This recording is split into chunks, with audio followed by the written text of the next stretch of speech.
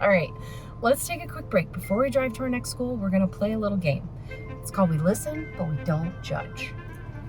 Okay, and this helps me understanding Professional reasoning. How? Because every time I ask, you choose an activity or an evaluation, you go off on this long rant about something you learned years ago in the frame of reference in neurology, and I get lost in how fast you're talking. You'll see. In OT, we use many types of reasoning. Scientific reasoning, narrative, procedural, interactive, and even ethical reasoning. We make professional decisions constantly, sometimes every few minutes. For this activity, I'm going to give you a few scenarios, and I want you to respond with the first thought that comes to mind, no judgment. And yes, I ramble, I'm sorry. It's just because I get so excited to share, and sometimes my brain just moves faster than my words. Or your daily word quota hasn't been met? Remember, we listen, but we don't judge. All right. First scenario. You wake up late for work, you throw on mismatched clothes, and you run out the door. I would feel so unprepared, and I'm not even wearing socks. Okay, exactly. That's what happens when you treat a student without thinking through your professional reasoning. You might get through the session, but it's not going to be your best work. But you always tell me you don't plan your sessions, and yet somehow, even without a plan, you still manage to get bubbles on the ceiling and Play-Doh everywhere, and yet everything just seems to come together. Being a school OT is like being a chef with a constantly changing menu. You have a kitchen full of ingredients, you start by making a few tried and true dishes, but then the student needs special modifications, so you flex, adjust, and improvise. Since I know what's in my therapy cabinet, just like a chef knows their ingredients, I can quickly create an engaging and purposeful activity based on what the student needs in that moment. We listen, but we don't judge. All right, scenario 2. You're cooking dinner, but halfway through you realize you're out of one key ingredient. I'm tossing it and having a sandwich.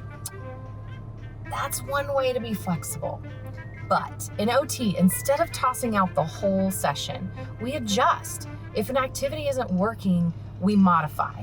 If a student isn't engaged, we find another way to meet their goals, right? Just like cooking, you don't throw away the whole dish just because you're out of one ingredient. You substitute. We listen and we don't judge. Next scenario. You're assembling IKEA furniture without instructions. That's a disaster waiting to happen, because there's always one screw missing. Yep, just like OT, we're all missing a screw or two. Just kidding. But seriously, if you don't understand the reasoning behind your interventions, you're just going through the motions. Professional reasoning is our instruction manual. It helps us to justify what we are doing and why. Then why did you toss the IKEA manual the other time? Remember, we listen, but we don't judge. Mm-hmm. Okay, I'm getting it. I'm just, professional reasoning isn't about knowing the techniques. It's about understanding why we use them, adapting when needed, and making sure each session is purposeful. Exactly. Being a school OT it's like being a conductor of an orchestra. Just like the conductor knows the music and ensures every musician plays in harmony, an OT understands the assessments, the evidence-based interventions and strategies, and we collaborate with teachers, parents, and support staff to help those students fully participate in their education.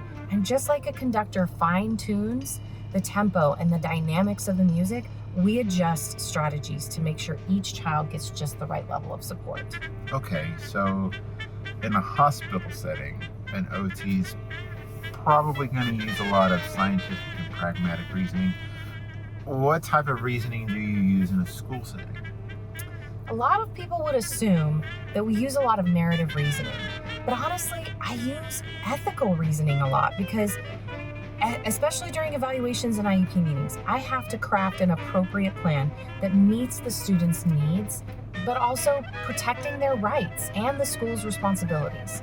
I use interactive reasoning to build connections, not just with the students, but also with their teachers and staff.